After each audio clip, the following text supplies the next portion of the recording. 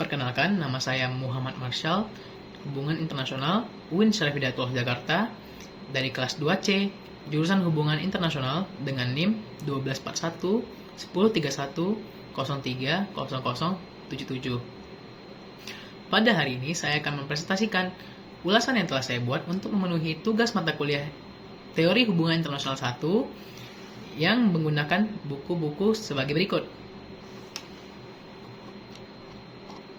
Buku yang pertama adalah buku dari Robert H. Jackson dan George Sorensen yang berjudul Introduction to International Relations, Theories and Approaches, edisi ke-6, Britania Raya, Oxford University Press, tahun 2016. Dan buku yang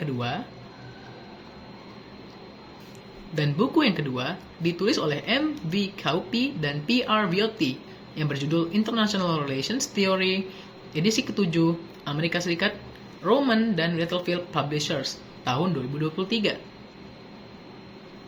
Bab pertama dari buku Introduction to International Relations, Theories and Approaches dibuka dengan judul Why Study IR, menunjukkan bahwa kita akan diberikan perkenalan tentang mengapa mempelajari ilmu hubungan internasional.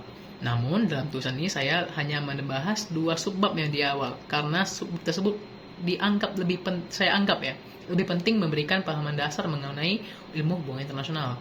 Kita mulai dari subbab pertama, International Relations in Everyday Life, yang mana di dalam bab ini penulis mendefinisikan konsep ilmu hubungan internasional HI sebagai studi tentang hubungan dan interaksi antar negara yang mencakup peran negara bangsa, nation state, organisasi internasional IO, organisasi non-pemerintah NGO, dan perusahaan multinasional MNC. Penulis juga membahas sifat interdisipliner ilmu HI, yaitu sifat di mana ia menggabungkan disiplin ilmu yang berbeda untuk memecahkan masalah atau memahami fenomena yang kompleks, yang mana ilmu HI menggunakan berbagai macam disiplin ilmu yang berbeda-beda, mulai dari ilmu politik, ilmu ekonomi, sejarah, dan hukum filsafat. Penulis juga menekankan bahwa mempelajari ilmu HI itu sangat penting dengan cara menjelaskan dampaknya langsung terhadap kehidupan sehari-hari dan keterhubungan global.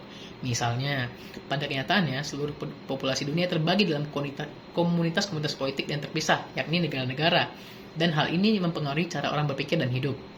Mengutip dari buku, pada negara yang maju, sebagian besar penduduknya mengidentifikasikan diri mereka seringkali dengan sangat tegas sebagai warga negara. Mereka bangga dengan bendera negara mereka, menyanyikan lagu kebangsaan, dan tidak menyanyikan lagu kebangsaan negara lain. Selanjutnya, kita membahas subbab yang kedua, yakni Brief Historical Sketch of Modern State System. Dalam subbab ini, penulis memberikan gambaran singkat tentang evolusi sistem negara modern, dengan menekankan akar historisnya pada era modern awal di Eropa. Pada penjelasannya, ia menyatakan bahwa sistem negara yang berdaulat pertama kali muncul di Eropa pada abad ke-16 sebagai hasil dari evolusi politik dan sosial. Dimana nanti selanjutnya boleh dibaca lagi di ulasan saya. Baik, kita mulai dari yang pertama, pendahuluan dan pengantar studi THI. Dalam buku ini dimulai dengan menjelaskan pentingnya teori dalam memahami hubungan internasional.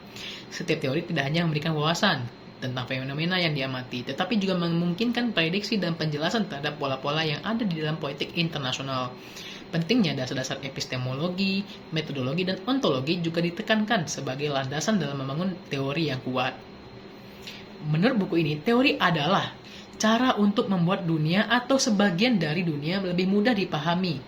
Teori dalam hubungan internasional bertujuan untuk mencapai tujuan ini. Untuk selebihnya boleh dibaca lagi ulasan saya, Bu. Buku ini menguraikan 3 elemen fundamental dalam teori. Epistemologi berhubungan dengan cara kita mengetahui dunia, seperti observasi yang bergantung pada pengamatan langsung. Metodologi mencakup cara-cara yang digunakan untuk menguji hipotesis kita, seperti penelitian kuantitatif dan kualitatif. Sedangkan yang ketiga, ontologi membahas bagaimana cara kita memahami struktur dan realitas dunia, apakah sebagai struktur material atau ide yang mendasari hubungan internasional. Dan selebihnya boleh dibaca lagi ulasan saya. Pada bagian sejarah teori HI tidak bisa dilepaskan dari pemikiran-pemikiran awal yang telah berkembang sejak zaman kuno. Pemikiran dari filsuf-filsuf besar seperti Thucydides, Machiavelli, Hobbes, Rousseau, Kant, hingga Hugo Grotius telah memberikan kontribusi yang signifikan terhadap pembentukan teori-teori dasar dalam HI. Namun, buku ini juga menunjukkan bahwa membatasi pemahaman HI hanya pada pemikiran-pemikiran barat saja adalah sebuah kekeliruan. penulis mengajak pembaca untuk melihat lebih luas dengan melibatkan pemikir-pemikir dari luar tradisi intelektual barat yang juga memberikan pandangan terkait poetik dunia. Penulis juga mengungkapkan, teori-teori ini, seperti hal yang matematika, bisa saja berfokus pada konsep-konsep abstrak, dan penerapan praktis dari teori-teori tersebut baru terasa relevansinya bertahun-tahun setelahnya.